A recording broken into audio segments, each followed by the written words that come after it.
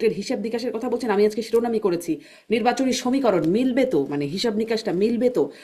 কিছু পয়েন্টে কথা বলতে চাই, তবে ডক্টর নাহির আপনার কাছেও একই প্রশ্ন আগে একটু শুনে নিই। আপনার কাছে কি মনে হচ্ছে যে প্রচারণা পরিবেশ আপনার কাছে কেমন মনে হচ্ছে এখন পর্যন্ত? আমিও মাসুদ কামাল ভাইয়ের সাথে একমত। যতটুকু প্রচারণা দেখছি ভেরি পজিটিভ মনে হচ্ছে। একটা জিনিস খুব ভালো লাগছে, যেটা সব জায়গায় বলছি, যে কেউ কারোর নাম ধরে ওরকম হুম, করে তীব্র মানে বাক্য বাণে বিদ্ধ করছেন একজন আরেকজনকে, ইনডিরেক্টলি বলছেন, সুন্দর বলছেন। আমরা মানে কোকিলের ডাকও শুনেছি আজকে, হুম, তাই হুম, না? হুম। মানে কোকিলের ডাক শুনেছি, অনেক কিছু শুনছি, এগুলো একটা পজিটিভ সাইন। তবে একটা জায়গাতে আমার একটু খারাপ লেগেছে, যে একটা ছেলে, মানে ছেলে বলবো কিনা কি বলতে হবে, এনসিপির নাসিরউদ্দিন পাটোয়ারি, হ্যাঁ, উনার একটা বক্তব্য আজকে আমার খুবই অশালীন লেগেছে। উনি সবসময় আসলে এই ধরনের অশালীন বক্তব্য দেন, আহ, এবং মানে এতই অশালীন লেগেছে, ওই জায়গা থেকে মনে হয়েছে যে এটা একটু শিষ্টাচার বহির্ভূত, এভাবে কথা না বললে হয়। তবে উনার একটি ক্যারেক্টার আছে, মানে ক্যারেক্টারিস্টিক হচ্ছে উনি সবসময় সেন্টার অফ দ্য অ্যাট্রাকশন থাকতে চান, সেটা তার শব্দ বান দিয়ে হোক বা যা দিয়ে হোক। তো এটা হয়তো উনার একটা স্ট্র্যাটেজি। আর আপনি যেটা বললেন যে নির্বাচনের সমীকরণ মিলছে কিনা, নির্বাচনের যে সমীকরণটা মিললেই তো আর গণতন্ত্র থাকে না, না? সমীকরণের অমিল হবে, ওখান থেকে গণতন্ত্রের তৈরি। তো গণতন্ত্র মানেই হচ্ছে একটা সমীকরণ মিলবে আরেকটা মিলবে না, একজন যুক্তি দিবে তার পাল্টা যুক্তি দিবে, সবকিছু যদি সমীকরণে মিলিয়ে ফেলতে চান, তাহলে তো একদলীয় শাসন কায়েম হবে। তো আমার কাছে মনে হয় যে এভরিথিং না, ইজ ভেরি ধরুন সমীকরণ পজিটিভ। অর্থে আর এই যে হিসাব নিকাশগুলো, এই যে হিসাব নিকাশ, যেমন মাসুদ কামাল ভাই কথা বলছেন, বা তার যে ধারণা থেকে তিনি একটা হিসাব নিকাশ তার কাছে আছে যেটা থেকে মনে হচ্ছে যে একটা অসম প্রতিযোগিতা হতে পারে। তো এই যে হিসাব নিকাশটা, আপনারও নিশ্চয়ই একটা হিসাব নিকাশ আছে, আপনি মাঠ দেখছেন, বা কথা বলছেন মানুষের সাথে, সেই যে হিসেব নিকাশটা, মানুষের হিসাব নিকাশ, জরিপগুলোর হিসাব নিকাশ থেকে শুরু করে নানান রকম হিসাব নিকাশ, সেই হিসাব নিকাশটা মিলবে কিনা, সেটাই আমি প্রশ্ন করতে চাই আসলে হিসাব সেই নিকাশের প্রশ্নে। জি, আপনি শেষ করুন, তাহলে আমি পরেই বলি। জি, শেষ করুন। জি, সেই হিসাব নিকাশটা যদি বলেন, সেটা আমি কামাল ভাইয়ের সাথেই একমত, যে হুম, বিএনপির মতো একটি দলের এই মুহূর্তে জামাতি ইসলামীকে তার প্রধান প্রতিদ্বন্দ্বী হিসেবে দেখতে হচ্ছে, যেহেতু আওয়ামী লীগ নাই।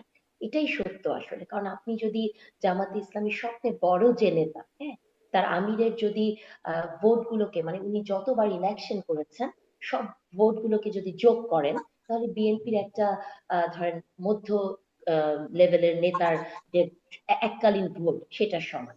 তো হুম, আর যে জরিপের কথাগুলো আপনি বলছেন, দেখেন, জরিপের ফলাফল এটাও সব জায়গায় বলি, যে এটাতে আপনাকে প্রথমে মনে রাখতে হবে যে টাকার উৎসটা কোথায়, জরিপটা কারা করেছেন, বা জরিপের স্যাম্পল যে আপনি নিয়েছেন। ধরেন আপনি যদি মসজিদের পাশে যে 100টা প্রশ্ন করেন, সেটার উত্তর একরকম আসবে।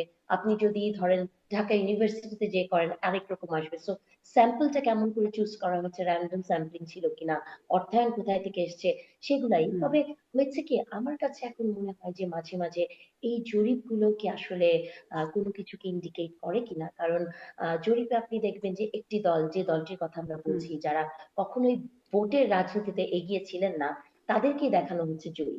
তো এটা এমনও হতে পারে যে এক ধরনের প্রি আইডিয়া ক্রিয়েট করা, যে হুম, যদি ফলাফলে এমন কিছু হয়ে যায়, তাতে যাতে তারা বলতে পারে যে আমরা তো আসলে আগে থেকেই এটা জানতাম যে এরকম হবে। আর জামাতে ইসলামী আসলেই তো, মানে এটা সত্য কথা যে আহ আওয়ামী লীগ না থাকাতেই তো জামাতে ইসলামী আসলে এই পজিশনটাতে এই মুহূর্তে হুম, এসছে। তবে এটাও সত্য যে আপনাকে বুঝতে হবে জামাতে ইসলামীর ভোট কিছু বাড়বে। আর সবাই এক কথা যেটা বলে যে ছাত্র সংসদগুলোর ইলেকশনের হুম, রেজাল্ট দেখে হয়তো জাতীয় নির্বাচনে একটা ফল, একটা প্রভাব পড়বে। এই জায়গাটাতে আমি আসলে বলতে চাই যে আমার ধারণা জাতীয় নির্বাচন এবং বিশ্ববিদ্যালয় নির্বাচন কমপ্লিটলি আলাদা একটি বিষয়। ছাত্ররা যেভাবে ভোট দিয়েছে, ধরেন একটা ছাত্র শিক্ষিত একটা জায়গায়, এবং তার সাথে সাথে আমি যেহেতু জাতীয় ইলেকশনে ছিলাম, আমি বের হয়ে এসেছি, ইঞ্জিনিয়ারিং কাকে বলে সেটা আমি আমার নিজের চোখে দেখেছি। হুম, সো এবং তাছাড়াও বিজেপি মডেলে যখন একটি ওয়েলফেয়ার রাজনীতি হয়েছে, সুবিধাবাদী রাজনীতি হয়েছে, আপনি কিছু বেনিফিট দিয়েছেন, ভোটের ক্যালকুলেশনটা অন্যরকম হয়েছে। এখন আপনি যদি আমাকে বলেন যে এটাই রিফ্লেকশন অফ জেন জি, হুম, আমি আসলে হুম, এটা বিশ্বাস করি না। কারণ শুধু বিশ্ববিদ্যালয়ে পড়া ইয়াং ছাত্ররাই জেনজি নয়, যে ছেলেটি কারখানাতে কাজ করে দিন মজুর, যার বয়স 20 বছর, সেও কিন্তু জেনজি, তাই না? জি। তো তাহলে এই তার এই ভোটটাও কিন্তু একটা ইম্প্যাক্ট ফেলবে। নিশ্চয়ই, নিশ্চয়ই। আমি আসলে এরকমই কিছু পয়েন্ট আমার মনে হচ্ছিল যে একটু আজকে কথা বলবো। সেটা নিয়ে আপনি যেই পয়েন্টগুলো বললেন যে বিশ্ববিদ্যালয়ের ভোট, কিন্তু মানে বিশ্ববিদ্যালয় ধরুন তরুণদের, শিক্ষিত তরুণদের একটা বড় প্রতিনিধিত্ব সেখান থেকে আসে। তাদের কি একটা মনোভাবের বহিঃপ্রকাশ তো বটেই নাকি জনাব মাসুদ কামাল? সেই সাথে এই যে ইঞ্জিনিয়ারিং, আমরা পোস্টাল ব্যালটে একরকম ইঞ্জিনিয়ারিং এর খবর দেখতে পাচ্ছি। তো সেখানে বিশ্ববিদ্যালয়ের একটা মানে আমি কতগুলো পয়েন্ট বলি, ধরুন বিশ্ববিদ্যালয় একটা তরুণদের মনোভাবের বহিঃপ্রকাশ, পোস্টাল ব্যালটে যদি আবার এখানে সেখানে আরেকটা যদি ইঞ্জিনিয়ারিং এর জায়গা থাকে, সোশ্যাল মিডিয়ায় সেখানে সেদিনও কথা হচ্ছিল বিএনপির একজন অ্যাক্টিভিস্টের সাথে যে সোশ্যাল মিডিয়ায় এগিয়ে, তিনিও বলছিলেন যে সোশ্যাল মিডিয়ায় এগিয়ে আছে জামাত। তারপরে দেখুন বিদ্রোহী প্রার্থী, বিএনপির অনেক ৭৯টা জায়গায় বিদ্রোহী প্রার্থী, জামাতের একটা কি দুইটা জায়গায় হয়তো বিদ্রোহী প্রার্থী। বাড়ি বাড়ি গিয়ে নারী প্রার্থীদেরকে একরকম বশীকরণের জায়গাটাও ভালো হয়েছে বলে জানতে পারছি। এই যে, এবং তার উপরে মাসুদ কামাল বিশেষ করে যেটি আপনার কাছে জানতে চাইবো যে মার্কিনীদের একটা সমর্থন, আমরা এম্বাসির সেই অনানুষ্ঠানিক কথোপকথন যেটা লিক হয়ে গেল এবং ওয়াশিংটন পোস্টের সেই রিপোর্ট, সেখান থেকে আমরা যা দেখছি, এগুলো তো অনেক সমীকরণ বদলে দেওয়ার মতো ঘটনা কি না জনাব মাসুদ কামাল? এগুলো সমীকরণ বদলে দেবে এটা হয়তো ঠিক না। এগুলো নিয়ে আলোচনার জন্য খুব ভালো সাবজেক্ট, এগুলো নিয়ে আপনি খুব সুন্দর আলোচনা করতে পারবেন, কিন্তু এগুলো সমীকরণ বদলে দেবে এটা মনে করি না। দেখেন, আমি আপনাকে কয়েকটা এখানে যেগুলো বলেন আমি দু একটা কথা বলি। সেটা হলো যে ওয়াশিংটন পোস্টের যে নিবন্ধটা এবং যে ঘটনার প্রেক্ষিতে আলোচনাটা হয়েছে, একজন নারী সাংবাদিকদের সঙ্গে একজন কূটনীতিকের যে বক্তব্য, সেটা কিন্তু একটা বৈঠকের কথা।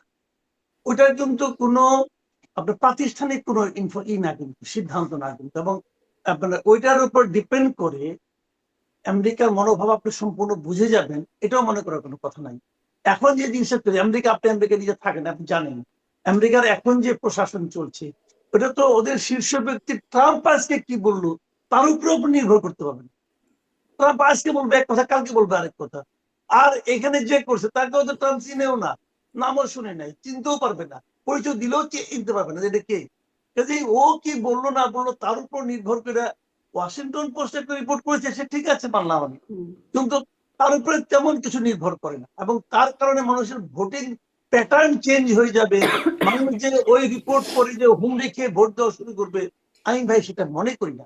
এখন ইঞ্জিনিয়ারিং নিতে বলছেন আপনি, হ্যাঁ, ইঞ্জিনিয়ারিং এর একটা চেষ্টা হতে পারে, এটা আমি বিশ্বাস করি হতে পারে। এই কারণে বিএনপি তো শুরু থেকে অভিযোগ করছে যে প্রশাসনের সব জায়গায় তারা জামাতকে বসিয়ে দেওয়া হচ্ছে।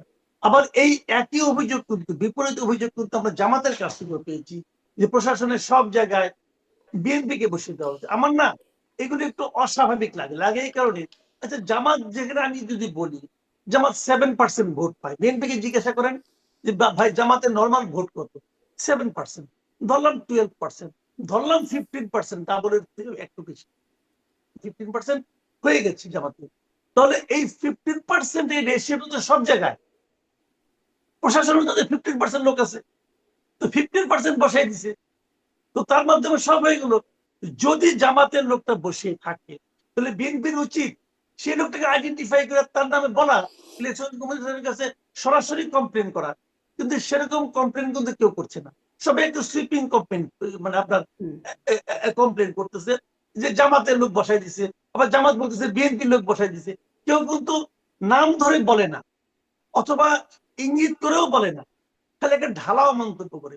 তো এই ঢালাও মন্তব্যের উপর নির্ভর করে বিরাট একটা ইঞ্জিনিয়ারিং হয়ে যাবে, যা নাকি 12 কোটি ভোটকে প্রভাবিত করবে এবং 12 কোটি ভোটকে একদিকে ঠেলে দিবে। আমি মনে করি এটা সম্ভব।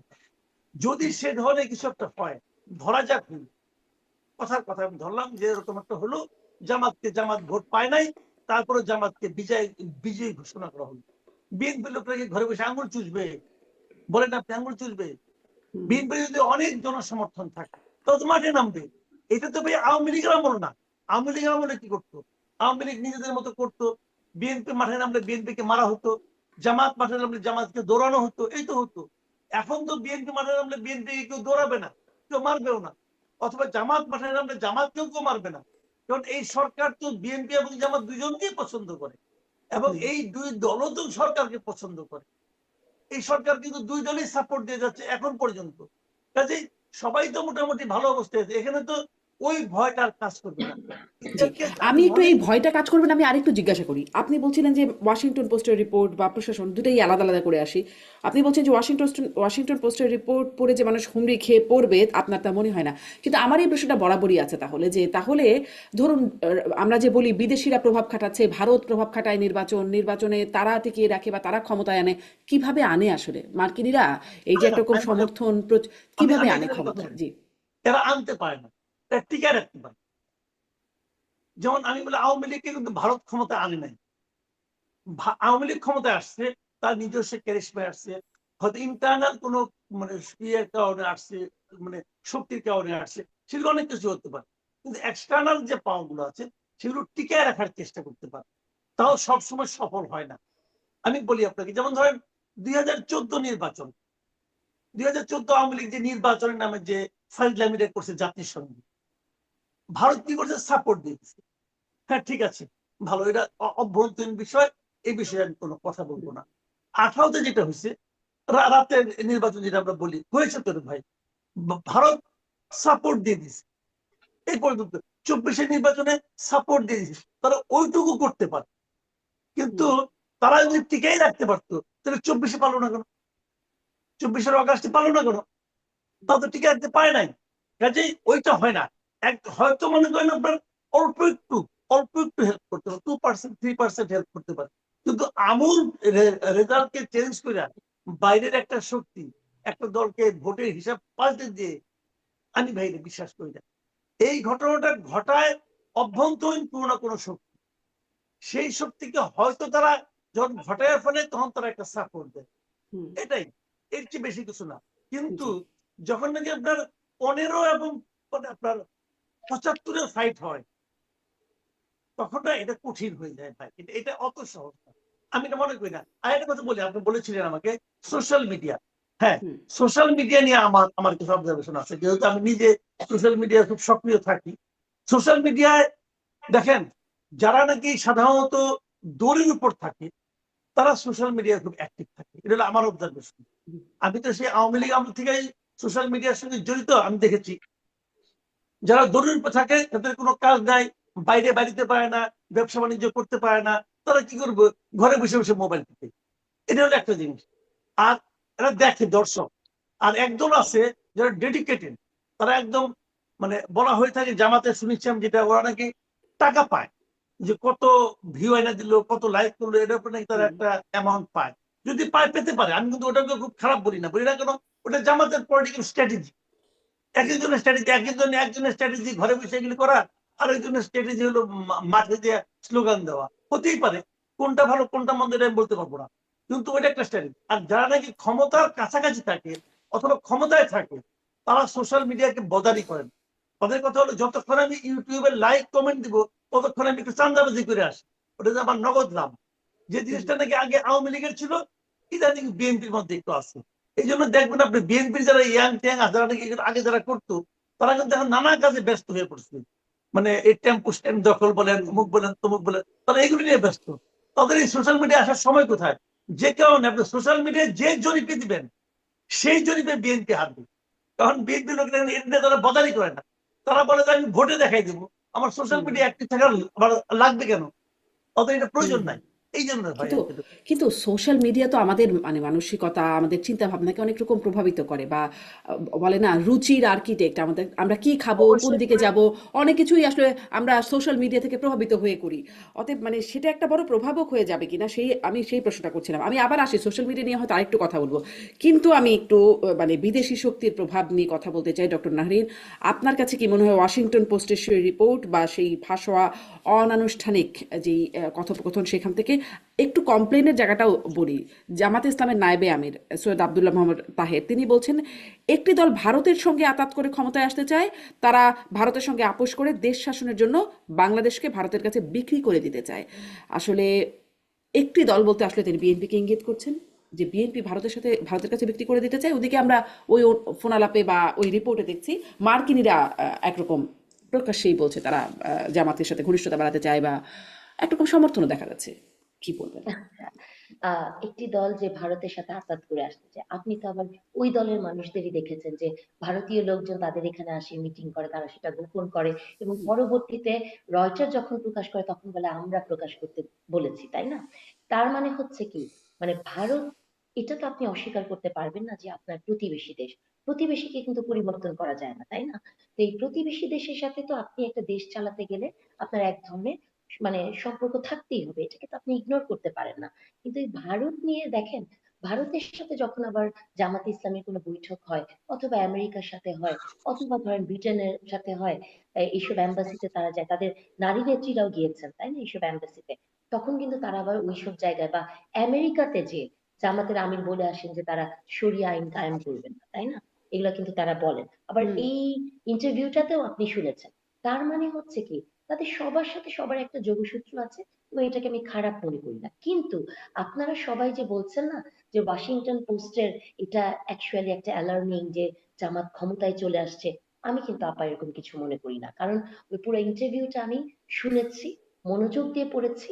আমার কাছে মনে হয়েছে যে জামাত তো এখন আপনি স্বীকার করেন আর না করেন, যেহেতু আওয়ামী লীগ নাই, এটি হচ্ছে দ্বিতীয় বাংলাদেশের বৃহত্তম দল, পাওয়ারফুল দল। তাহলে আমেরিকান এম্বাসি তারা তো চাবেই জামাতের সাথে মানে এক ধরনের সম্পর্ক যাতে তাদের থাকে। এখানে আমি কোনো ইন্ডিকেশন পাই নাই যে ইন্ডিকেশনে বলা হচ্ছে যে জামাত ক্ষমতায় চলে আসতে পারে। এখন হুম। আমেরিকান এম্বাসির যে লোকটি এই কথাটি কিন্তু ধরেন বলেছে, এটি কেন এনশিওর করার প্রয়োজন হচ্ছে যে জামাত ক্ষমতায় গেলে শরিয়া করবে না, তাহলে 100% শুল্ক দেব। জামাত ক্ষমতায় গেলে নারীদের কর্মঘণ্টা কমাবে না, তাহলে এই মানে মেজার নেবে যাদের মানে তাদেরকে চেপে ধরার বা কন্ট্রোল করার যে মেজার তার হাতে আছে। এই বিষয়গুলো সাংবাদিককে আস্থা নেওয়ার প্রয়োজন কেন মনে করছে? এই এই বিষয়গুলো তো আসলে আসবেই। কারণ হচ্ছে কি, জামাত হচ্ছে এমন একটি দল, আপনি পরশুদিনই তাদের একটা পলিসি দেখছেন এবং সেই পলিসিটা দেখেন, বিএনপি 31 দফা দিয়েছে, জামাত 31 দিয়েছে, তাদের তা 33 হয় নাই, 32 হয় নাই, হুম। 31 একেবারে, তাই না? একেবারে স্পেসিফিক্যালি এটা করেছে। সে আপনি দেখেছেন স্বাস্থ্য খাতে একদম মানে ইউটোপিয়ান একটা আইডিয়া দিয়েছেন যে 6 to 8% তারা বাড়িয়ে দিবে। এগুলা কথাই যদি না যাই, মানে এই কথাটা আমেরিকান এম্বাসির ওই প্রসঙ্গে আমার কাছে মনে হয় এসছে। কারণ জামাত প্রথম থেকে ওই পলিসি দেওয়ার আগের দিন পর্যন্ত শুধু খালি নারী নিয়েছিলেন, তাই না? যে হুম। নারীকে কি কাজ করতে দিবেন কি দিবেন না, 5 ঘন্টা 8 ঘন্টা ঘরে থাকলে সম্মান। এখন ওইসব জায়গা থেকে তারা এটা, আমি মনে করি যে এটা একটা ব্যক্তিগত মানে একটা চা পানি খাওয়ার মতো ডিসকাশন ছিল। তবে আমি আরেকটা জিনিস মনে করি যে এই যে এটি প্রকাশ পেয়েছে, এটার পেছনে মোটিভটা কি আসলে, হ্যাঁ? মানে হুম। আমার কাছে কেন জানি মনে হয় যে এটা প্রকাশ করার পেছনে কি এমন কোনো মোটিভ আছে যে জামাতকে আরেকটু উদ্দীপ্ত করা। কারণ আপনি মানে দেখবেন যে এই যে জরিপগুলো বা অন্য যে বিষয়গুলো আসে বা সোশ্যাল মিডিয়াতে সারাদিনই জামাত ইসলামী ইলেকশনে জিতে যাচ্ছে, তাই না?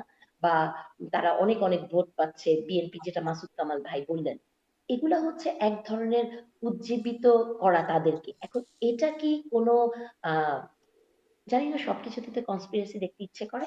তো মনে হয় যে এটা কি আসলে ইচ্ছাকৃত ভাবে করা কিনা, যে এই মুহূর্তে ইলেকশনের দ্বার প্রান্তে এসে একটু বোঝানো যে জামাত আসলে আমেরিকার সুদৃষ্টিতে আছে। তো এটাও একটু আমার ভেবে দেখা দরকার। তবে আমি বিশ্বাস করি যে এখানে কোথাও বলা হয় নাই যে আমেরিকা জামাতকে ক্ষমতায় দেখতে চায়, ক্ষমতায় চলে আসবে। এটি একটি নর্মাল পলিটিক্যাল ডিসকাশন এবং এই ধরনের ডিসকাশন এমবিসির লোকজনের সাথে হুম। প্রতিনিয়তই প্রচুর মানুষের হয়। তবে যে কাজটি হয়েছে, আমি মনে করি যে বাংলাদেশের মিডিয়াতে এগুলো বন্ধ হওয়া উচিত, যে কারো টেলিফোন কল মানে প্রকাশ করা অথবা কোনো প্রাইভেট কনভারসেশন এটাকে রেকর্ড করে পাবলিকলি ছেড়ে দেওয়া, এটা একটি ডাটা প্রোটেকশন লর ভায়োলেশন। হুম। এবং আমি মনে করি যেটা বন্ধ হওয়া উচিত। এটা একটি ন্যাক্কারজনক ঘটনা যেটি 71 টিভি প্রায় করতেন বাংলাদেশে। তো এইগুলাতে সেন্সিটিভ হওয়া উচিত আমাদের। আমি মনে করি যে জার্নালিস্টদেরও এগুলো নিয়ে কথা বলা উচিত যে হুম। এগুলো আসলে প্রকাশ কিন্তু করা বিষয়টা যদি এখন। এমন হয় যে বিদেশি প্রভাব খাটানোর চেষ্টা, আপনি যদিও এটাকে খুব একটা সেভাবে দেখছেন না, কিন্তু যদি আসলে এমন হয় যে বিদেশি প্রভাব খাটানোর চেষ্টায় সেটি নির্বাচনের উপরে, সেটি কি প্রকাশ হবার মতো না? মানে প্রকাশ করা না, উচিত না? আমি প্রকাশ হওয়ার তো আপা ভিন্ন পথ আছে, ভিন্ন ওয়ে আছে, হ্যাঁ। আপনি প্রকাশ করতে পারেন বের হয়ে, যে আপনি স্টেটমেন্ট দিতে পারেন, কিন্তু কারো কনভারসেশন তার অনুমতি ব্যতি রেখে রেকর্ড করে সেটি হুম। শোনাতে পারেন না। এটা হতে পারতো যে জার্নালিস্টরা ওখানে ছিলেন, তারা বের হয়ে হয়তো একটা সংবাদ সম্মেলন করতে পারতেন, কাউকে বলতে পারতেন, সেটি করতে হুম। পারতেন। কিন্তু আমি একদম স্ট্রংলি বলছি যে কারো হুম। প্রাইভেট কনভারসেশন রেকর্ড করে সেটি প্রচার করা একটি গর্হিত অপরাধ। এটা থেকে আসলে আমাদের বের হওয়া উচিত। আর আরেকটু কথা বলি, মাসুদ কামাল ভাই তো যে বলছিলেন যে বিএনপির কথাটাই, ওই যে বললাম না যে রাত বাড়লে মাসুদ কামাল ভাই একটু শক্ত কথা বেশি হ্যাঁ, বলেন, তো হ্যাঁ, সেই হ্যাঁ। জায়গা থেকে একটু বলেছেন যে বিএনপির লোকজন চাঁদাবাজি করতে চলে যায়।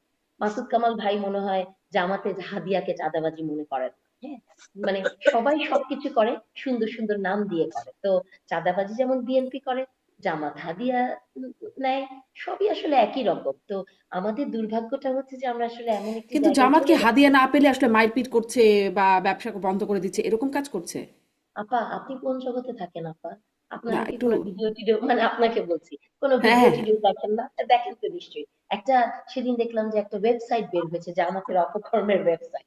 হুম, তো এরকম তো আসলে বাংলাদেশের প্রত্যেকটা রাজনৈতিক দলেরই এই ধরনের, মানে এটাকে আপনি মোটা দাগে বলতে পারবেন না যে কোনো রাজনৈতিক দলই আসলে সাধু সন্ন্যাসী। তবে জামাতে ইসলামীর বেলায় এটি হুম, আমাদের চোখে লাগে কেন? যখন তারা খুব জোর গলায় বলেন সৎ লোকের শাসন চায়, তখন যখন আপনি সৎ, বিএনপি কিন্তু একবারও বলে নাই সৎ হুম, লোকের শাসন চায়। তো যখনই আপনি প্রতিনিয়ত বলবেন সৎ লোকের শাসন চাই, তখন আমি মনে করি যে যখন আপনি বলছেন যে হুম, আজকেই একজন বলেছেন, ব্যারিস্টার শাহরিয়ার মনে হয়, উনি এখন হুম, ইদানিং কালে খুবই ভোকাল এবং জামাতের ভালো অ্যাক্টিভিস্ট। উনি একটি কথা বলেছেন যে জামাতে ভোট দিলে পরকালে কি যেন একটা পথ সুগম হবে, আজকেই বলেছেন। উনি হুম। প্রতিদিন এই ধরনের কথা না, বলেন। তিনি তো আগেই আমি মনে বলেছেন বেহেশতে যেতে হলে জামাতকে ভোট দিতেই হবে, এর কোনো হ্যাঁ, বিকল্পই এবং নাকি নাই, এটা আজকেও বিকল্পই নাই। বলেছেন। হুম, এটা কোনোভাবেই তারা থামছেন না। তবে আমি যেটা মনে করি আপা, যে এগুলোও কিন্তু এক ধরনের নির্বাচন কমিশনের খুব শক্ত চোখে দেখা দরকার। কারণ বাংলাদেশে এখন পর্যন্ত প্রচুর মানুষ আছে যাদের কাছে ধর্মের কার্ডটা প্লে করা খুবই ইজি। যেমন হুম, জামাতের আমির আজকে বলেছেন, আমাদের কাছে ফ্যামিলি কার্ড নাই, আমাদের কার্ড হচ্ছেন আপনারা। মানুষকে সে কার্ড হিসেবে খেলার চেষ্টা করছে। আমি মনে করি যে হুম, মানুষকে কার্ড হিসেবে খেলায় সংযুক্ত না করে একটা ফ্যামিলি কার্ড হুম। দেওয়াটা ভেরি, মানে জি, ফিজিবল এবং গুড অ্যাটিটিউড। জি। আমি ওই যে শুরুতেই বলছিলাম যে অসম, যারা মাসুদ কামালকে প্রশ্ন করছিলাম যে অসম শক্তি বা হিসাব নিকাশ যতগুলো পয়েন্ট বলছিলাম তার সাথে এটাও একটা পয়েন্ট, ধর্মের কার্ড।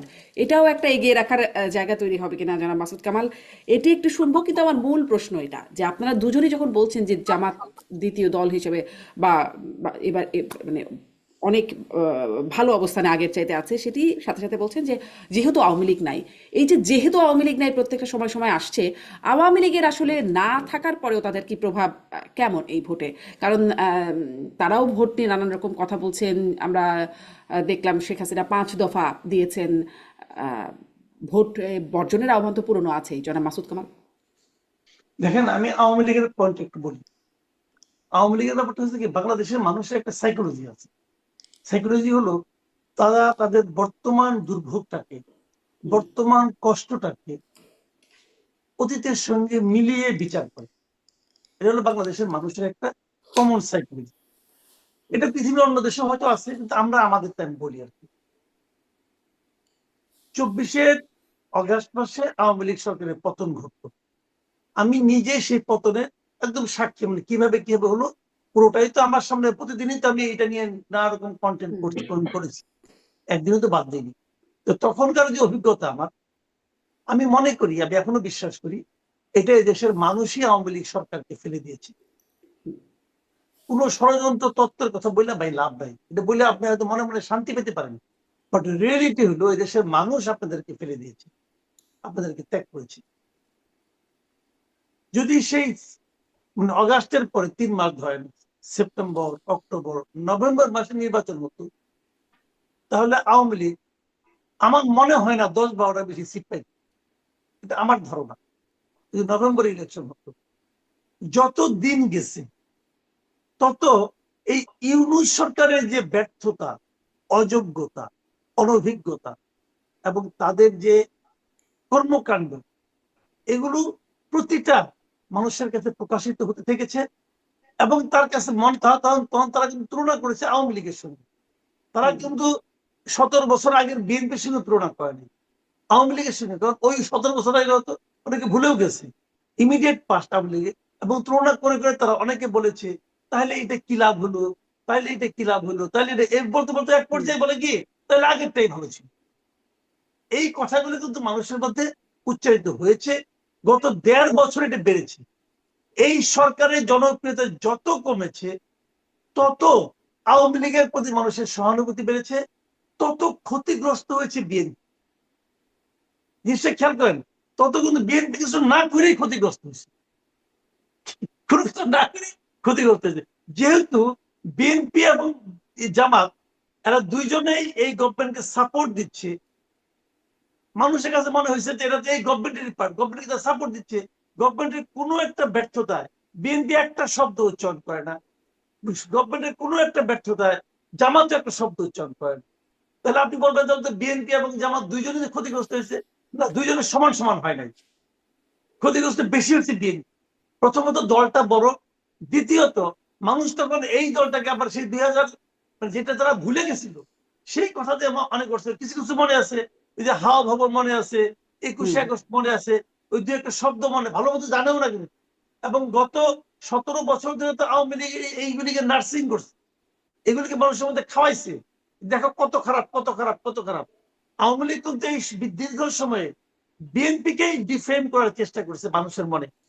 তো যে কারণে জামাতের গায়ে অতটা লাগে নাই, এই জন্য জামাত কিছুটা কিন্তু এগিয়ে গেছে রেসে।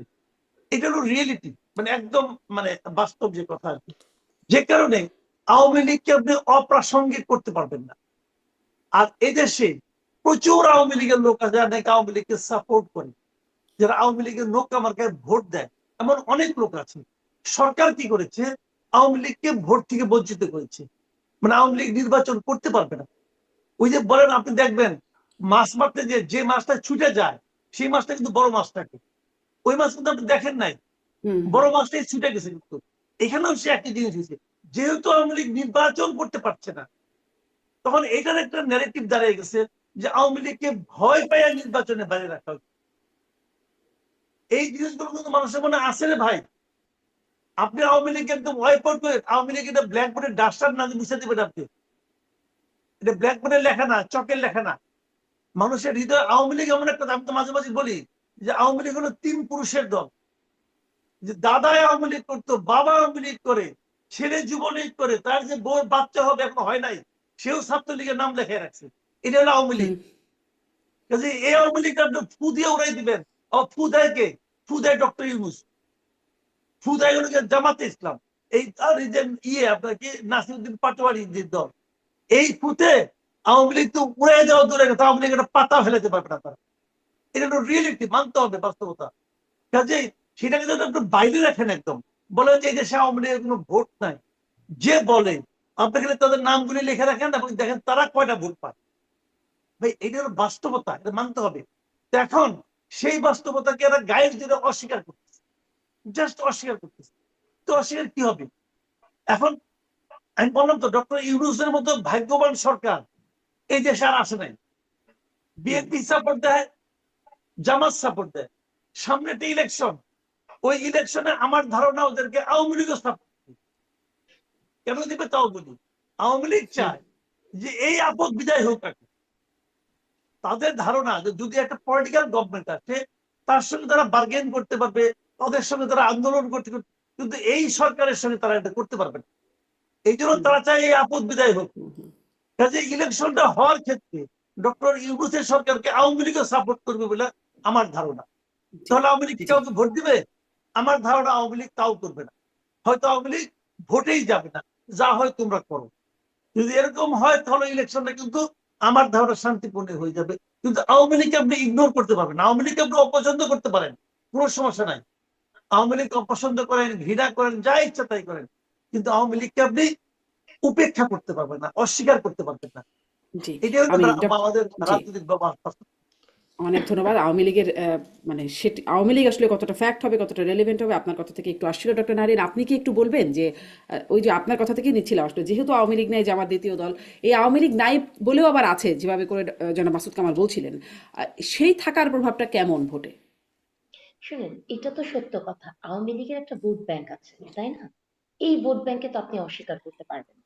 হয়তো হতে পারে পার্সেন্টেজ একটু কমবে বা বাড়বে, হয়তো বাড়বে না, একটু কমতেও পারে, যেমন নতুন জেনারেশনের কাছে হয়তো একটু কমলো, সেটা হতে পারে। কিন্তু আওয়ামী লীগের ভোট নাই বাংলাদেশে, এটা তো কেউ মানে বলতেই পারে না, তাই না? আপনি মোটা দাগে যদি মানে গায়ের জোরে এটাকে অস্বীকার করেন, সেটা তো হবে না। তবে এই মুহূর্তে ধরেন আওয়ামী লীগ ইলেকশনে নাই, সেটা একটা অন্য ইকুয়েশন, বিকজ 24-এ গণ অভ্যুত্থান সিচুয়েশনটা অন্যরকম ছিল, সেটাকে আমরা মেনে নিয়েছি, হ্যাঁ, সেটা অন্যভাবে। তবে মানে আওয়ামী লীগের যে ভোটটা আছে এটা এখন কোন দিকে যাবে দেখেন, অনেক ক্ষেত্রেই জামাতে ইসলামী কিন্তু চেষ্টা করেছে আওয়ামী লীগের ভোটগুলো তাদের দিকে আনার জন্য। আপনি ইলেকশনের অনেক ক্যাম্পেইনে বিএনপিও দেখেছেন করেছে, তাদের, বিএনপিও করছে। বিএনপিও করেছে। এবং এটা হচ্ছে রাজনীতির একটা কৌশল। ভোটের মাঠে আপনাকে এই যে 30% যদি ধরেন আপনি আওয়ামী লীগের ভোট আছে বা 25% আছে বা কিছু, এরা তো কাউকে না কাউকে ভোট দিবে। কিছু মানুষ আমি বিশ্বাস করি যা লাগবে, কারণ জামাত তো আসলে গুপ্ত সুপ্ত অবস্থায় প্রত্যেকটা দলের সাথেই ছিল এবং আছে। আমি নিজে বিশ্বাস করি এই মুহূর্তে বিএনপিতে অ্যাটলিস্ট 20-30% জামাত ইসলামীর লোকজন আছে আছে। এটা এটা তাদের একটা স্ট্র্যাটেজি, এবং এই স্ট্র্যাটেজিটা তারা সব সময় খাটিয়েছে। এটাই তাদের রাজনীতি। তারা কিছু মানুষ প্রকাশ্যে থাকবে, কিছু মানুষ অপ্রকাশিত থাকবে, এবং তারা যারা গুপ্ত অবস্থাতে থাকেন, জামাতে ইসলামী এমন একটি দল যে দলে আপনি শারমিন বা আমি নাহরিন আজকে যে নাম লেখাতে পারবো না। আপনাকে একটা পরীক্ষার মধ্যে দিয়ে যেতে হবে, আপনাকে একটা প্রসেসের মধ্যে দিয়ে যেতে হবে, আপনাকে পাশ করতে হবে, তারপরেই আপনি ওখানে যেতে পারবেন। দেখেন জামাতের কমিটি নিয়ে, হ্যাঁ, তাদের কিন্তু একটা কথাই আছে, তারা কমিটিতে কারা আছেন তারা নাম প্রকাশ করেন না। হ্যাঁ, এটা তাদের নাকি স্ট্র্যাটেজি। তাহলে আপনি চিন্তা করেন যে আপনি কমিটিতে আছেন, যে ছাত্র দলের একটা ছেলে রাকিব প্রেসিডেন্ট মনে হয়, হুম হুম সে একটি প্রশ্ন করেছিল যে শিবিরের কমিটির কথা, বলেছে যে শিবিরের কমিটি এরা নাকি এগুলো প্রকাশ করে না। তাহলে এই যে হুম জামাতে ইসলামী গায়ে তো লাগার কোনো কারণই নাই। কারণ জামাতে ইসলামী, ধরেন শারমিন আপা, আমি জানি না আপনি জামাত কিনা, আপনি জানেন না আমি জামাত কিনা, হ্যাঁ, এই এক রহস্যময় রাজনৈতিক দল। এই দল মানে সব জায়গাতে আছে। এখন এইরকম একটা দল যখন মানে বলে যে জাতীয় পার্টিকেও মানে নিষিদ্ধ করতে হবে, আপনি দেখেন এটা বললে আবার বলবে যে স্বৈরাচারের দোষর। আপনি যাই বলেন না কেন, জাতীয় পার্টি যতই ন্যাক্কারজনক কাজ করুক না কেন, জাতীয় পার্টি কিন্তু তার নামে রাজনীতি করেছে। ছাত্র দল বিএনপি কিন্তু তার নামে রাজনীতি করেছে, তাকে কিন্তু গুপ্ত এবং সুপ্ত হতে হয়নি, তাই না? তাহলে এই জায়গা থেকে আমি মনে করি যে রাজনৈতিক স্ট্র্যাটেজিতে জামাত গুপ্ত সুপ্ত অবস্থায় সবসময় ছিল। নারীদের কাছে, যে নারীদের কাছে যাওয়ার, এটা কিন্তু জামাতের একটা বিশাল প্ল্যান। এটা কিন্তু বছরের পর বছর ধরে আমি মনে করি যে বাংলাদেশের প্রত্যন্ত অঞ্চলে প্রায় হুম প্রতিটি ঘরে প্রতিটি নারীর কাছে জামাতের নারীরা গেছেন, এবং আমাদের কাছেও কিন্তু আসে। জাহাঙ্গীরনগর বিশ্ববিদ্যালয় এমন একটি বিশ্ববিদ্যালয়, আপনি খোঁজ নিয়ে দেখবেন যে তার আশেপাশে গ্রামগুলোতে তারা থাকেন, সংসার করেন, বিয়ে করেন, বাচ্চা হয়, মানে একটা কি ইকোসিস্টেম তৈরি করেন। এটা তাদের স্ট্র্যাটেজি। এবং এটা এমন না যে ধরেন আজকে বিএনপির এক লোক একটা কথা বলে ফেললো, সেটা নিয়ে ধরেন সবাই খুব হইচই করে। জামাতের কোন নেতা, আমি একদম খুব স্পষ্ট ভাবে বলতে চাই, যদি একটা কমেন্ট কোথাও এসে করে, তাকে তাদের ব্যক্তিগত কমেন্ট বলার কোনো জায়গা নাই। তারা এটা দলীয় ভাবে সিদ্ধান্ত নেয়, দলীয় ভাবে সিদ্ধান্ত নিয়ে তারা এটা করে। তাহলে এটা একটা অন্যরকম রাজনৈতিক দল। সো এটাই আমি বলছি যে যে প্রসঙ্গের মধ্যে আমরা ছিলাম, যে আওয়ামী লীগের ভোট তো আপনি আমি অস্বীকার করলে চলবে না, গায়ের জোরে তো কিছু অস্বীকার করা যায় না। এটি একটি পুরাতন রাজনৈতিক দল, অনেক অবদান আছে, এবং যে পরিমাণ অবদান আছে সেই পরিমাণ ধ্বংসাত্মক কাজও তারা করেছেন, এবং সেটার ফলাফল তারা এখন পাচ্ছে। তবে কিছু ভোট আওয়ামী লীগের আছে, এটা এখন কোন দিকে যাবে। তবে একটা প্রেডিকশন আমার কাছে মনে হয় যে জামাতে আওয়ামী লীগের ভোট কিছু তো যেত, কিন্তু জামাত হয়তো এনসিপির সাথে একটা অ্যালায়েন্স করার ফলে, কারণ এনসিপির উপর তো আওয়ামী লীগের একটি রাগ আছে, হ্যাঁ, তো হয়তো জামাতের কিছু ভোট হয়তো কমে যাবে। এটা আমার ধারণা আওয়ামী লীগের সাইড, এটা আমার জি ব্যক্তিগত মতামত। জি, একটু নারী প্রার্থীদের মধ্যে আপনি বলছিলেন যে প্রত্যন্ত অঞ্চলেও মানে জামাতের নারী প্রার্থী না মানে নারী ভোটারদের মধ্যে তাদের প্রভাবের কথা বলছিলেন। মাসুদ কামালের আমি দেখছিলাম, মাসুদ কামাল আপনি কন্টেন্টও বানিয়েছেন, শুধু মানে প্রত্যন্ত অঞ্চলেই দেখছিলাম না, মানে আধুনিক পোশাক বলি বা পশ্চিমা পোশাক আশাক পরা তরুণীরাও এখন বলছেন তারা জামাতে ভোট দেবেন। এইটাকে আপনি আসলে কিভাবে দেখেন? আপনি বলছিলেন আপনার একটা কন্টেন্ট আমি দেখেছি, তারপরে একটু যদি বলেন। হ্যাঁ, না আমি বলেছিলাম যে আসলে এটা দেখছি আমরা, কিন্তু আমরা অনেক আধুনিক পোশাক পরা নারীকে দেখছি, তারা জামাতকে ভোট দিবে বলেছে এবং কোনো যুক্তি ছাড়াই বলেছে। তাকে এটা জিজ্ঞাসা করা হয়েছে কেন দিবেন, তো যে আমি দিব কারণ তারা আসলে দেশটা ঠিক হবে। এখন তারা দেশটাকে কিভাবে ঠিক করবে এ সংক্রান্ত কোনো কথা কিন্তু জামাতের কোনো নেতার কাছ থেকে আমি হুম পর্যন্ত শুনিনি। ওই ভদ্র মহিলা কোথায় শুনেছেন আমি সেটাও বলতে পারবো না, সেটা বলেন উনি। কিন্তু এটাকে কিন্তু আপনি ইগনোর করতে পারবেন না। আমি কিন্তু নিজেও লক্ষ্য করি, যেমন আমি আজকেও আমি বিভিন্ন অনেক অনেকের সঙ্গে আমি আলাপ করি, দেখা হলি করি। যেমন ধরেন আমি তো একসময় স্টুডেন্ট ছিলাম, আমি যখন ঢাকা ইউনিভার্সিটিতে পড়তাম তখন কিন্তু ওখানে জামাতের রাজনীতি নিষিদ্ধ ছিল। নিষিদ্ধ ছিল মানে কি, ওই ছাত্ররা যতগুলি ছাত্র সংগঠন ছিল সবাই মিলে একটা ঐক্যমত্যে পৌঁছেছিল, তারা জামাতকে রাজনীতি করতে দেবে না। এগুলো রাজশাহী ইউনিভার্সিটি কিছু ঘটনাকে কেন্দ্র করে। হুম, তো এবং আমি তখন দেখেছি তারপরে জামাত গোপনে গোপনে কিছু আসতো, কিন্তু যতটুকু আমি দেখেছি যে নারীদের মধ্যে জামাতের আসলে কোনো অবস্থানই ছিল না, একদমই ছিল না। তো এইবার যখন ডাকসু নির্বাচন হয়, তখন আমার ধারণা ছিল যে মেয়েদের হলে তো জামাত হারবে, আমার ধারণা ছিল। কিন্তু আমি বিস্ময়ের সঙ্গে লক্ষ্য করলাম যে মেয়েদের হলেও জামাত জিতেছে।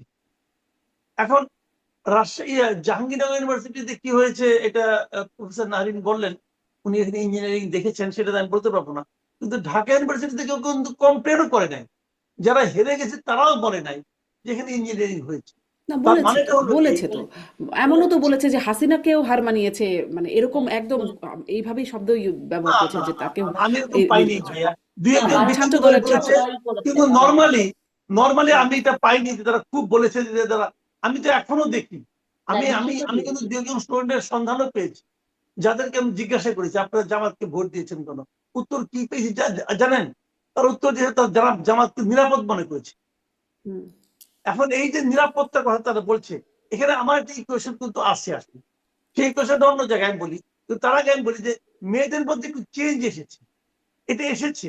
আপনি পুরো সোসাইটিতে চেঞ্জ আনতে পারেন, এখানে আনবেন না কেন। আর গ্রামের মেয়েদের মধ্যে জামাতের অনুপ্রবেশটা খুব চোখে পড়ার মতো।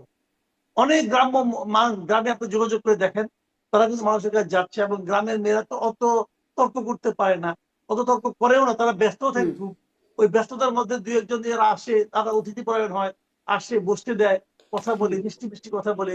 ওরা তো প্রথম বলে নামাজের কথা, আসেন নামাজ পড়েন, নামাজটা 5 ওয়াক্ত পড়েন, নামাজ তো ভালো কাজ, এগুলো তারা তাদের টেকনিক অগ্রসর হয়। এক একটা এডুকেশনাল যে স্টেজ আছে, শিক্ষার মান অনুযায়ী তারা এক এক ভাবে অগ্রসর হয়, এক একজনের ধরো এক এক স্ট্র্যাটেজি। তো সেভাবে এবং সেই মারা তো তার মেয়েদেরকেও প্রভাবিত করে। এবং আবার এই মেয়েরাও চিন্তা করে যে এখানে এখানে আরেকটা হিসাব আছে, কিন্তু সেটা আমি বলি আপনাকে, যে এই বিশ্ববিদ্যালয়গুলো যে জামাত জিতেছে, এর পেছনে আরেকটা কারণ হলো যে বিশ্ববিদ্যালয়ের স্টুডেন্টদের মধ্যে একটা ভীতি ছিল, এটা কিন্তু ছাত্রলীগের প্রতি না, এই ভীতিটা ছিল সরকারি দলের প্রতি। হুম, ছাত্রলীগ যেহেতু সরকারি দল ছিল, সেহেতু তারা টর্চার করেছে, গণরুম করেছে, মিছিলে জোর করে নিয়ে গেছে, এই ভীতিটা তাদের মধ্যে ছিল। এবং এই স্টুডেন্টরা চিন্তা করেছে আমরা একটা সরকারি দলের ছাত্র সংগঠনকে আসতে দেব না। এই চিন্তা থেকেও তারা কিন্তু বেসরকারি একটা দল হিসেবে তারা জামাত করেছে। এটাও হতে পারে, আমি আমার এগুলি হাইপোথিসিস, হুম, আমি শিওর না। কিন্তু আমি মনে করি কিছু হয়েছে, কিছু পরিবর্তন হয়েছে। মেয়েদের মধ্যে ধারণ, আপনি একটা কথা বলেন আমাকে, আপনি দেখেন না কেন এখন হিজাব পড়ার সংখ্যা কত, হিজাব পড়ার হার কত? 70-80% স্টুডেন্ট হিজাব করতেছে। তো যারা হুম, 80% যদি হিজাব পড়ে মেয়েরা, তাদের মধ্যে যদি এই আউট অফ 80% যদি 60% জামাতকে ভোট দেয়, তাহলে তবে জিতা যায়। হুম, হিজাব পরে কেন? এটা তো একটা মনোজগতে একটা চেঞ্জ তো আসছে, এই চেঞ্জটাকে আপনি অস্বীকার করতে পারবেন না। এই চেঞ্জটা আসছে, এই চেঞ্জের জন্য বেসিক্যালি দায়ী হলো শেখ হাসিনা। আমি বলবো যে এটা আবার আরেক কোন দিকে যেতে, এই চেঞ্জের জন্য শেখ হাসিনা দায়ী। সে তো তাদেরকে থেকে কওমি জননী এই উপাধি পাওয়ার জন্য কি না করছে, ওদেরকে সব দিয়ে দিছে, দিছে না, ভোট তো পায়নি একটা ওদের কাছ থেকে, ভোট একটাও পায় নাই, কিন্তু সব দিয়ে দিছে। এবং ওর প্রতিফল পাঠ্যপুস্তকে চেঞ্জ আনছে শেখ হাসিনা, আনে নাই, অস্বীকার করতে পারবেন, আনছে। ওই আপনার হেফাজতের কথা অনুযায়ী তারা পাঠ্যপুস্তকের সিলেবাস চেঞ্জ করছে, করছে তো ভাই। হুম, এখন আপনি শৈশব থেকে একটা স্টুডেন্টকে শিখাইছেন, ওই শিক্ষাটা দিয়েছেন, আপনি এখনো মানে শুকর গুজারি করেন আল্লাহর কাছে যে বিজ্ঞান পড়া বন্ধ করা হয় নাই। ওই দাবি উঠতে পারে, বিজ্ঞান পড়া বন্ধ করে দরকার নাই, হইতে পারে। এখন এইগুলো যে হয়েছে, এখন এত বছর ধরে হইতে থাকছে, তার কোনো প্রতিফল আপনার হবে না। আপনি যে বীজ বৃক্ষের যে বীজ রোপণ করেছেন, সেখানে যে গাছটা তো হয়েছে রে ভাই, হুম, সেই গাছের কুবাতাস আপনাকে সহ্য করতে হবে, এবং সেটা জি, এখন আমরা জি, সহ্য করতেছি। আগামীতে কোন সরকার আসবে, এটাকে কিভাবে কে ট্যাকেল করবে, তার উপর অনেক কিছু নির্ভর করবে, কিন্তু খুব সহজ হবে না। হুম, জি। ডক্টর নারিন, এই বিষয়ে যদি আপনি কিছু বলা থাকে একদম ছোট্ট করে শুনে আমি একটা পরের প্রশ্নে যাবো। জি। না, এবার এই বিষয়ে আসলে একটু বেশি বলতে হুম, চাচ্ছিলাম, কারণ জি হচ্ছে যে বলেন। মাহমুদ কামাল ভাই যেভাবে বললেন আমি বিষয়টাকে অন্যভাবে দেখি। দেখুন, একটা আধুনিক মেয়ে কেন জামাতে ইসলামে ভোট দিবে, এই প্রশ্নটা আসে, তাই না? আপনি দেখেন জামাতের স্ট্র্যাটেজিটা কি। জামাত খুব স্মার্ট কিছু মেয়েদেরকে নিয়ে আসছে। আপনি দেখবেন যে আমাদের মতো বিশ্ববিদ্যালয়ের শিক্ষকরা তাদের চক্ষুশূল, কারণ আমরা যে ন্যারেটিভ তৈরি করি তার পক্ষে যায় না। কিন্তু আমার থেকেও ধরেন আরো আধুনিক পোশাক পরা কোনো একজন শিক্ষিকা, যিনি কিনা নায়িকার থেকেও কম কিসের মানে এরকম ট্যাগ দিয়ে তাকে মানে দেখানো হয়, হ্যাঁ? তিনি কিন্তু জামাতের কর্মী, তাই না? বা মানে জামাতে ইসলামীর সাথে তিনি আছেন। এগুলো কেন করে জামাতে ইসলাম? বা আপনি যদি জামাত ইসলাম যেসব স্মার্ট মেয়েদের কথা বলছেন, যারা হিজাব করে খুব ইংলিশে কথা বলে সেদিন পলিসি দিয়েছে, জামাত সবসময় নেপোটিজমের কথা বলেন না? তারা কিন্তু দেখবেন প্রত্যেকে কারো স্ত্রী, কারো বউ, কারো মানে জামাতের কিন্তু ফ্যামিলিগত ভাবে এই জিনিসগুলো আছে যে তাদের স্ত্রীরা, তাদের বউরা কিন্তু এই কাজগুলো করে, তাদের মেয়েরা কিন্তু এই কাজগুলো করে। দেখেন জামাত ইসলাম কি গেম গুলো প্লে করেছে। ইসলাম ধর্মে মানে হিন্দু যারা তারা মূর্তি পূজা করে, তাই না? মূর্তি পূজা হচ্ছে সরাসরি ইসলামের বিরোধী। আপনি কোনো বিধর্মীকে বিয়ে করতে গেলে, খ্রিস্টানকে বিয়ে করতে গেলে প্রথমে মুসলমান হওয়া দরকার নেই, কিন্তু হিন্দুকে যদি আপনি বিয়ে করতে চান তাহলে কিন্তু তাকে প্রথমে মুসলমান হতে হবে। সেই হিন্দুকে জামাতে ইসলামী নমিনেশন দিয়েছে। তার মানে একটা উদারপন্থী ভাব জামাতে ইসলামী দেখাতে চেয়েছে, সেটার একটা ইম্প্যাক্ট পড়ে। কিন্তু বিশ্ববিদ্যালয়গুলোতে, আমি যেহেতু বিশ্ববিদ্যালয়ে পড়াই, খুব কাছ থেকে ছাত্রীদেরকে দেখি, এবং আমি একটা কোর্স পড়াই অ্যানথ্রোপোজিওগ্রাফি, সো আমার একটা স্বাধীনতা থাকে ওদেরকে প্রশ্ন করা।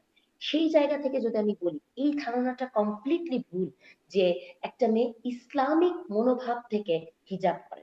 আমি পার্সোনালি জিজ্ঞেস করে দেখেছি, ক্লাসরুমে জিজ্ঞেস করে দেখেছি, অনেক ছাত্রী আমাকে বলেছে তারা যেহেতু পাবলিক ট্রান্সপোর্টে আসে, পাবলিক ট্রান্সপোর্টে তারা মনে করে বোরকা পরাটা এক ধরনের তার শিল্ড, তাকে এক ধরনের সিকিউরিটি দিবে, কিন্তু সে হয়তো 5 ওয়াক্ত নামাজ পড়ে এরকম। এমন কয়েকজন মেয়ে আছে যারা আমাকে বলেছেন যে ম্যাডাম, হলে ঘুম থেকে উঠতে দেরি হয়ে যায়, তো ভেতরে কি পড়া থাকে ওটা নিয়ে চিন্তা করি না, বোরকা পরে চলে যাই। আমি আমার অনেক স্মার্ট বান্ধবীদের ঢাকা শহরে গুলশান বনানীতে দেখেছি, যেহেতু এয়ার পলিউশন অনেক বেশি, এজন্য তারা কিন্তু হিজাব করে। এরকমও কিন্তু ঘটনা আছে। এমনও হুম আমি অনেক মানুষকে চিনি, শারমিন আপা, আমার ধারণা আপনিও চিনেন, সকালবেলা হিজাব করে অফিসে যাওয়ার সময়, বিকালের পার্টিতে হিজাব করেন।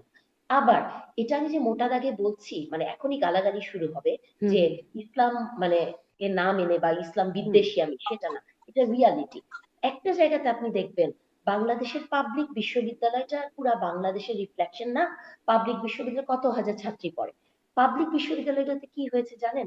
গত 10-15 বছর পাবলিক বিশ্ববিদ্যালয়ে কারা পড়তে এসছে এটা আপনাকে দেখতে হবে। আমাদের সময় পাবলিক বিশ্ববিদ্যালয়ে পড়াটা কিন্তু একটা স্টেটাস সিম্বল ছিল না, যে আপনি মেধাবী পাবলিক বিশ্ববিদ্যালয়ে পড়েন, বাবার যতই টাকা থাকুক না কেন।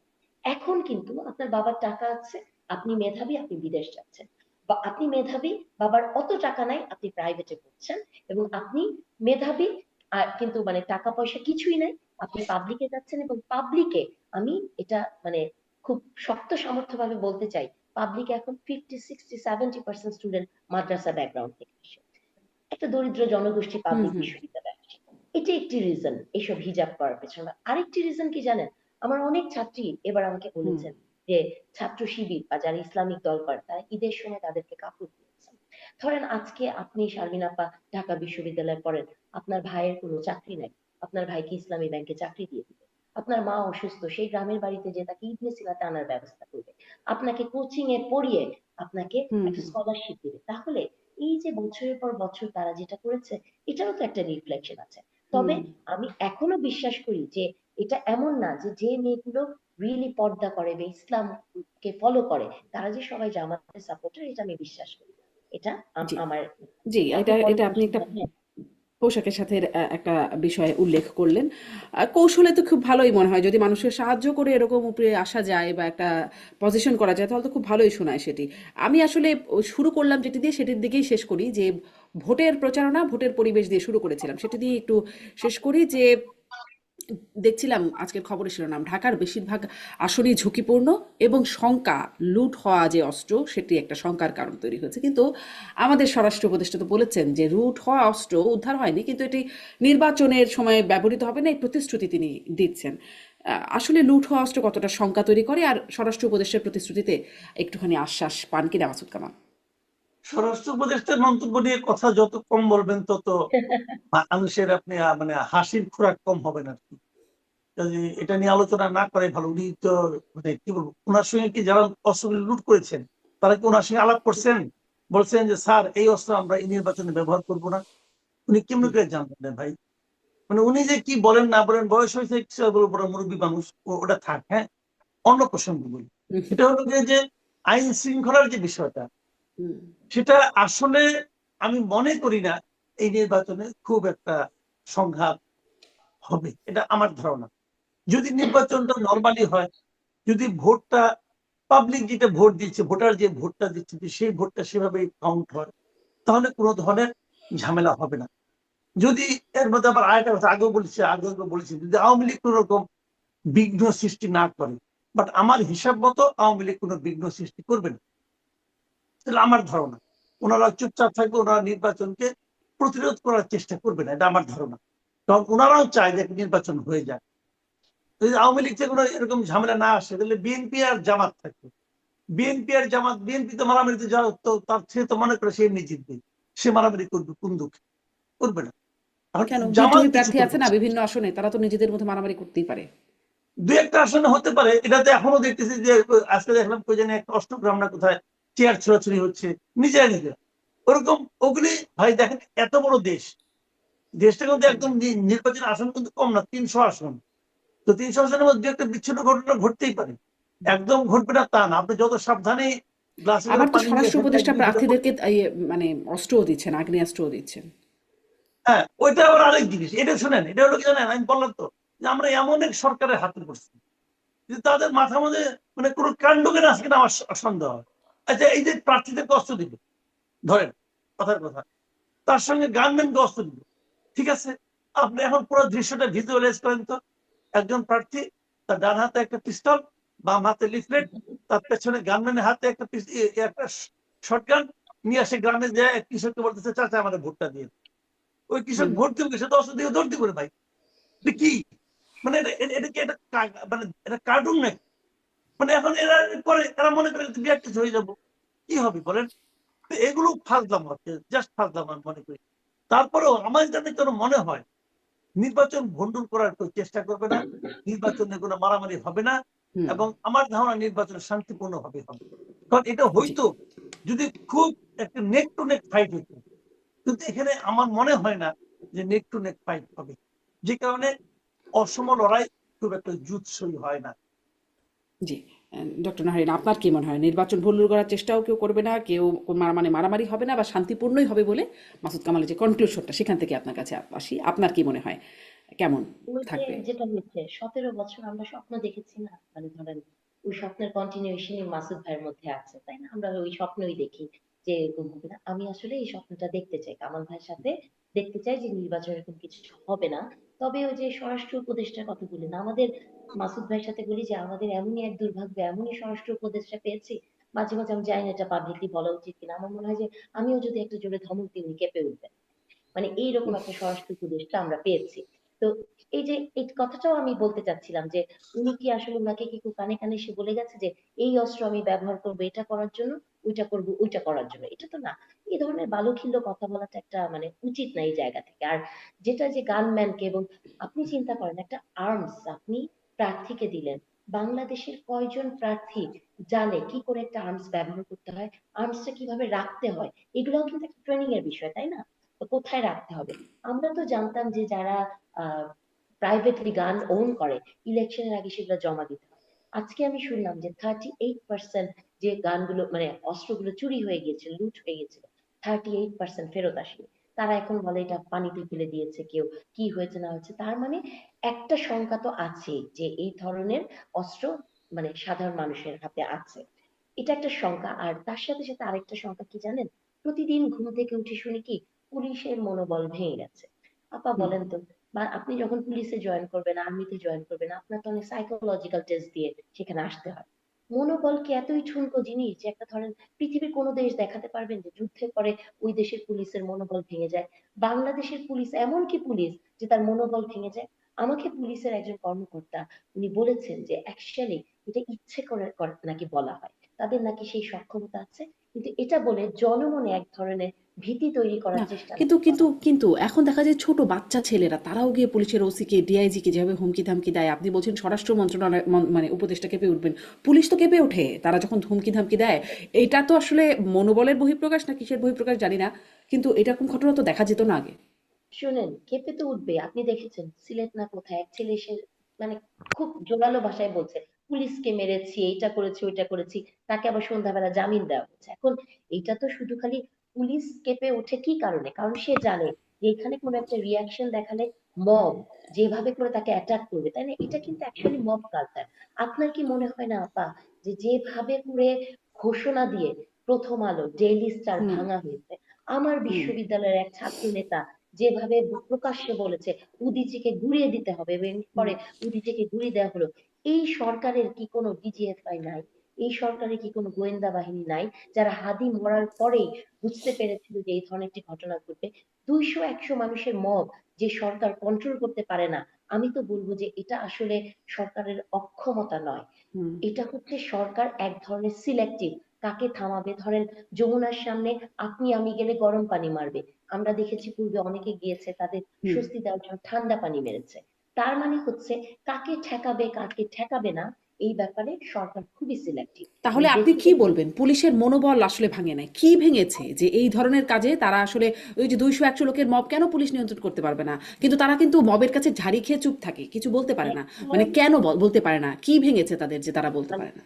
তাদের আসলে কিছুই ভাঙে নাই, তারা আসলে সব ঠিকঠাকই আছে, কিন্তু উপর থেকে যে মানে কমেন্টটা আসতে হবে সেটা ভেঙে চুরে খান খান হয়ে যাচ্ছে। হ্যাঁ, হুম হুম বিষয়টা হচ্ছে এটা যে তাদের পুলিশ তো ইচ্ছা করলে তাকে তো একটা মানে কমান্ড আসতে হবে উপর থেকে, না যে তুমি এইভাবে অ্যাকশন করো বা এটা, তো তাকে তাকে যখন ওইভাবে করে বলা হয় না, আমার পুরা হুম। মানে আমি তখন বাইরে ছিলাম, আমি দেখছিলাম ভিডিওতে প্রথম আলো যেভাবে ভাঙা হয়েছে বা ডেইলি স্টার যেভাবে ভাঙা হয়েছে, আমার কাছে মনে হচ্ছে যে সরকার এটা সদিচ্ছার অভাব, এটা পুলিশ বা আপনি আপনি খালি হুম। একটা জিনিস চিন্তা করেন, আচ্ছা, আমরা আমার একটা ছোটবেলায় ছোট্ট প্রশ্ন, কমেন্ট কি আসতে হবে যে ব্যবস্থা নাও, নাকি এটা তো একটা স্বাভাবিক ব্যাপার যে এরকম ঘটনা ঘটলে ব্যবস্থা নিতে হবে, নাকি আসতে হবে যে ব্যবস্থা নিও না, মানে কেন তারা ব্যবস্থা নেবে না, এটা আমার আসলে প্রশ্ন। মানে আমার কেন জানি মনে হয় আপা যে এইরকম কি কিছু আছে কিনা, যে তাদেরকে ওইরকম করে বলা হয় যে এতটুকু পর্যন্ত যাবে, এর বেশি আর তাকানোর দরকার নেই। হুম আপনি বলেন তো আপনার শৈশবে মনে পড়ে একটা আর্মির গাড়ি আসলে মানুষ দৌড়ে পালাতো, তাই না? হুম হুম। সেনাবাহিনী দেখলে কিন্তু বাংলাদেশের সব মানুষ সোজা হয়ে একদম যেত।